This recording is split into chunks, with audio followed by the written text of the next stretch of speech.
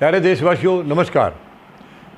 देश की या प्रदेश की जनता अपनी सरकार की तरफ देखती है हमेशा कि उनकी सरकार उन्हीं के लिए बैठी है और उनके हितों का ध्यान रखेगी, उनके हितों की हर तरह से रक्षा करेगी, ये उम्मीदें लगा के बैठती है।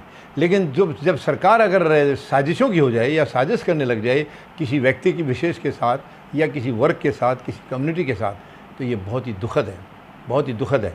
अब किसानों का लगा लीजिए, किसान कोई एक वर्ग नहीं है, छोटा मोटा वर्ग नहीं है। किसान सारे पूरे देश का एक ऐसा मजबूत वर्ग है जो सबका पालनहार है, सबका पेट भरता है, सबके लिए अन्न उगाता है। किसान इस दौरान में कई बार खुद भूखा रह जाता है, उसका परिवार भूखा रह जाता है, मगर किसान की कोशिश है कि कोई देशवासी भूखा ना रहे। उन सब के लिए वो अन्न पैदा करता है और हर किस्म के हालात का सामना करते हुए अन्न पैदा करता है।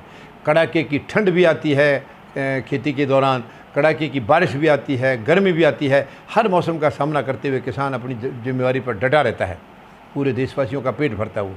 और आज सरकार देख लीजिए, 278 दिन से किसान दिल्ली के चारों तरफ बॉर्डरों पर बैठे हुए हैं।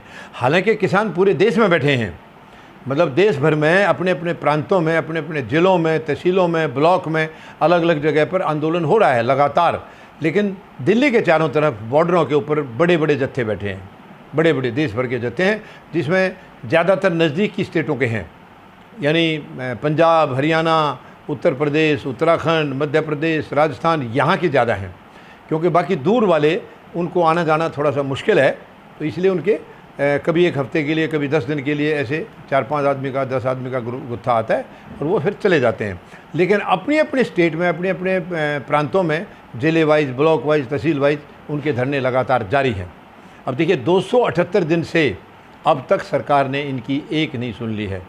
22 जनवरी के बाद तो मीटिंग नहीं की है, यानी 7 महीने से भी ज़्यादा समय हो गया है, 7 महीने 8 दिन, जिसमें कि सरकार को होश ही नहीं है कि ये किसान भी इसी देश के नागरिक हैं और इस देश के वो नागरिक हैं जिनका कमाया अन्न वो सरकार भी खा रही है।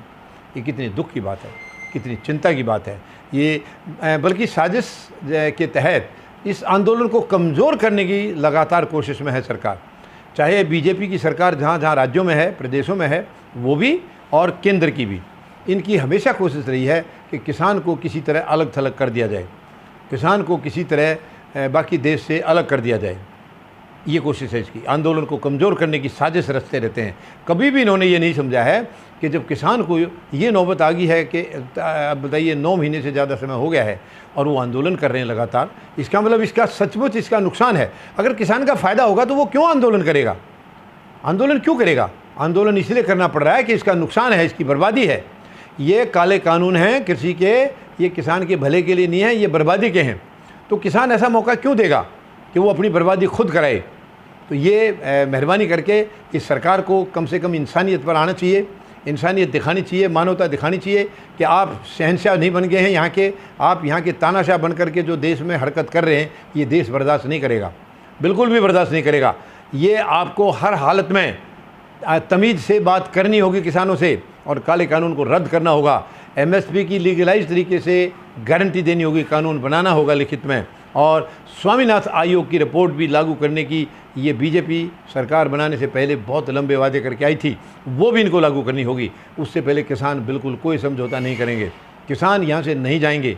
किसान यहाँ से तभी जाएंगे जब ये सारी चीज़ें कंप्लीट हो जाएंगी, वरना ये देश पूरा अंदाज़ा लगा सकता है। सरकार को तो और पहले लगा लेना चाहिए कि 9 महीने से ज़्यादा समय हो गया है और वो टस से मस नहीं हुए हैं, तो वो किसी भी हालत में हिलने वाले नहीं है, चाहे यहाँ 2 साल हो जाए, 5 साल हो जाए।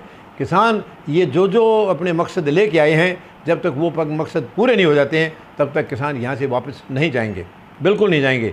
और अगर सरकार जिद पर रहती है तो किसान सरकार को ही उखाड़ेंगे, सरकार की वापसी करेंगे, अपने काम बाद में देखेंगे। ये कोई दूसरी संवैधानिक सरकार आएगी वो संभालेगी, लेकिन इस वर्तमान सरकार को बाहर जाने का रास्ता ये किसान ही दिखाएंगे। धन्यवाद। जय जवान, जय किसान, जय हिंद।